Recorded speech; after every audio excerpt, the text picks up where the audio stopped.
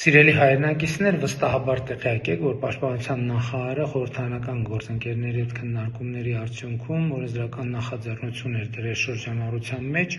որով առաջարկում էր Հայաստանում ժամկետային զինվորական ծառայության ժամկետը 2 տարվա փոխարեն սահմանել 1.5 տարի։ Ի սկզբանե նախատեսված էր, որ այս կարգավորումը ուժի մեջ մտնի 2026 թվականի ամառային զորակոչից, բայց այսօր քննարկում եմ ունեցել Պաշտպանության նախարարի հետ, նախորդող շրջանում խորհրդարանական գործընկերների հետ եւ որոշել ենք, որ օրենքը ավելի շուտ ուժի մեջ մտնի 2026 թվականի հունվարի 1-ից, այսինքն 2026 թվականի հունվարի 1-ից ձմեռային զորակոչից Հայաստանում ժամկետային զինծառայությունը 2 տարվա փոխարեն կլինի 1.5 տարի։ Շնորհակալություն եւ բարի ծառայություն եմ մաղթում մեր բոլոր զինվորներին։